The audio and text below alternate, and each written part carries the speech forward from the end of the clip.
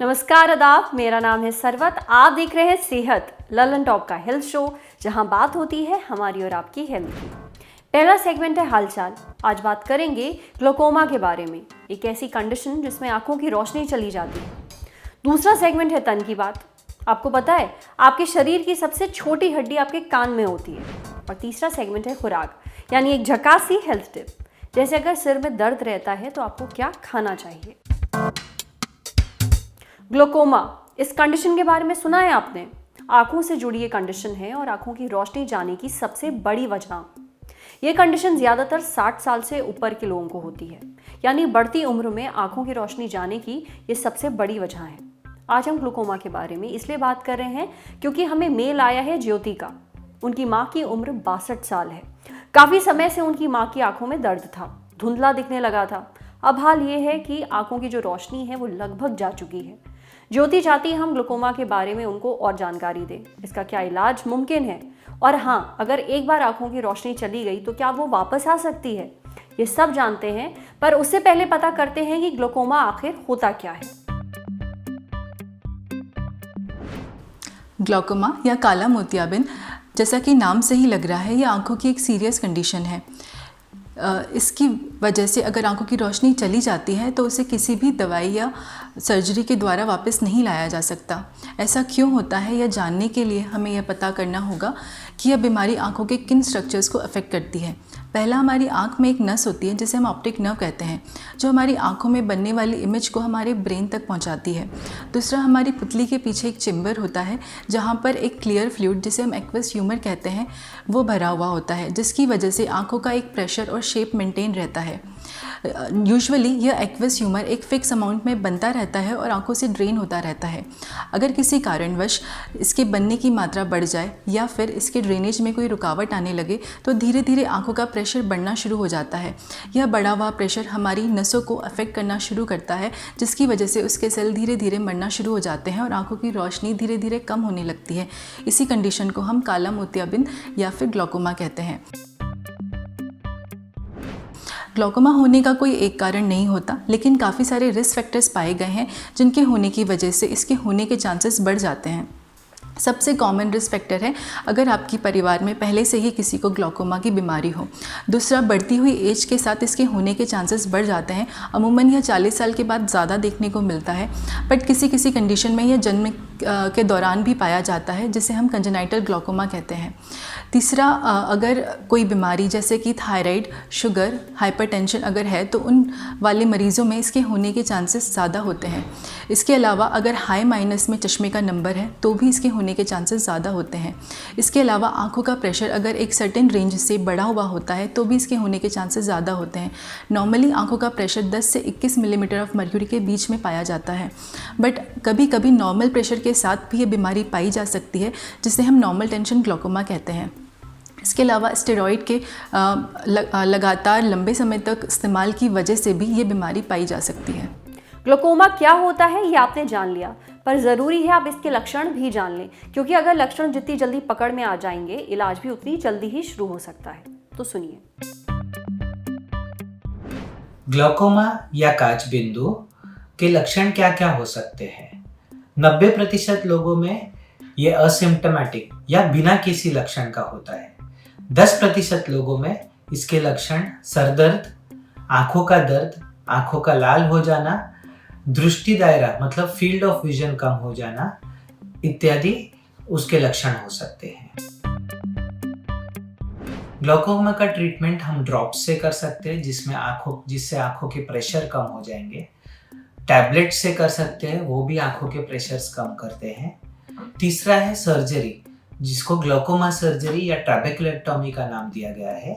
इस सर्जरी से आंखों के प्रेशर कम हो सकते हैं। ये सर्जरी तभी की जाती है जब ड्रॉप्स या दवाओं से आंखों का प्रेशर कम नहीं होता। और जो चौथा चीज है वो है लेजर्स। कोई लेजर्स अभी नए आए हैं जो आंखों के प्रेशर्स कम कर सकते हैं। Glaucoma is known as a silent thief and a permanent thief of your eyesight. Silent मतलब जैसा मैंने आपको कहा था, 90% लोगों को उसका कोई सिम्टम्स या कोई उसके लक्षण नहीं दिखते हैं। इसके लिए हम उसके साइलेंट कहते हैं। परमानेंट मतलब जो एक बार रोशनी चली गई वो रोशनी वापस नहीं आ सकती। तो ग्लाइकोमा के पेशेंट्स को ये सबसे बड़ा खतरा है कि अगर उन्होंने आंख टाइम टू टाइम चेक नहीं कराई, फॉलोअप रेगुलर नहीं रखा, तो एक बार जो विजन चली जाती है वो वापस नहीं आती। माना कि ग्लाइकोमा यंग लोगों में नहीं होता है, पर इसके बारे में पुख्ता और सही जानकारी होना ज़रूरी है ताकि आप अपने पेरेंट्स, ग्रैंड पेरेंट्स, उनकी सेहत का भी ख्याल रख सकें। अब बढ़ते हैं सेहत के अगले सेगमेंट की तरफ।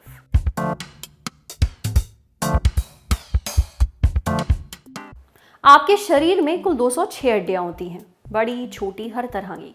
पर क्या आपको ये पता है कि आपके शरीर की सबसे छोटी हड्डियां आपके कान में होती हैं? ये 3 हड्डियों के नाम हैं हैमर, एनविल और स्टिरअप। अब ये तीनों हड्डियां मिलकर ऑसिकल्स कही जाती हैं। ऑसिकल्स एक लैटिन शब्द है और इसका मतलब होता है छोटी हड्डियां। अब इन हड्डियों का रोल क्या होता है? देखिए, हवा में जो भी वाइब्रेशन होते हैं, ये हड्डियां उन वाइब्रेशन को ट्रांसमिट करती हैं। जैसे एक रेडियो हवा में हो रही फ्रीक्वेंसी को पकड़ लेता है और आप आवाज़ सुन पाते हैं जो रेडियो से आ रही होती है, ये हड्डियां भी ठीक वही करती हैं। वाइब्रेशन को ट्रांसमिट करके पहुंचाती हैं आपके कान के अंदरूनी हिस्से तक, जहां पर होता है एक फ्लूइड। यहाँ जो आवाज़ वाइब्रेशन के रूप में आती है वो ट्रांसलेट होती है, एक तरीके से डीकोड होती है और जाती है आपकी ब्रेन तक। तब आप समझ पाते हैं उस आवाज़ को। समझे? अब बढ़ते हैं सेहत के अगले सेगमेंट की तरफ। खुराक, एक झकास सी हेल्थ टिप। अगर आपको सिर में दर्द रहता है तो ज़रूरी है कि आप अपनी डाइट में कुछ बदलाव लाइए। अव्वल तो खूब सारा पानी पीजिए, साथ ही अपनी डाइट में मैग्नीशियम की मात्रा बढ़ाइए। यह आपको मिलेगा dark chocolate, nuts, oats, barley और गेहूं में। आप बी कॉम्प्लेक्स विटामिन के जो कैप्सूल हैं वो भी ले सकते हैं, पर कोई भी ऐसा कैप्सूल या सप्लीमेंट बिना डॉक्टर की सलाह के मत ले। अगर सिर में दर्द है तो आप चाय और कॉफ़ी भी पी सकते हैं, मतलब काफ़ी लोग पीते ही हैं। अगर होता है, काफ़ी आराम मिलता है। अब बात करते हैं कि किन चीज़ों से आपको थोड़ा बचकर रहना है, यानी अपनी डाइट में क्या चीज़ें अवॉइड करनी है अगर आपको लगातार सिर में दर्द होता है। अंडे, टमाटर, प्याज और डेयरी। अब डेयरी में जैसी दूध है, दही है, चीज़ है, ये सारी चीज़ें थोड़ा अवॉइड करिए। आज सेहत में इतना ही।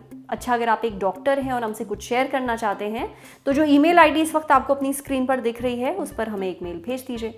कैमरे के पीछे है राशिद। अगर ये वीडियो फेसबुक पे देख रहे हैं तो हमारे फेसबुक पेज को लाइक करिए, यूट्यूब पे देख रहे हैं तो हमारे चैनल को सब्सक्राइब करिए, बेल आइकन पर ज़रूर क्लिक कर दीजिए ताकि जब भी हम कोई नया वीडियो अपलोड करें तो उसका नोटिफिकेशन आप तक सबसे पहले पहुँचे।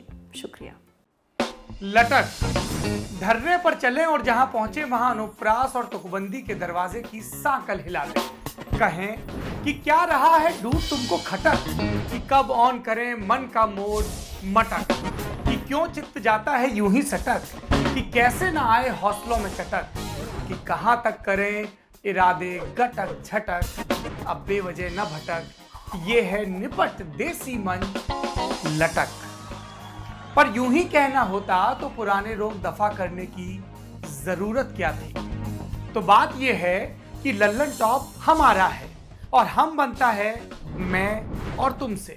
उसमें भी मैं घटता रहे, तुम बढ़ता रहे, तभी बात दुरुस्त है। वैसे तुम में किसी को तुरशी लग सकती है, यूं बात आप कहने से भी बन सकती है।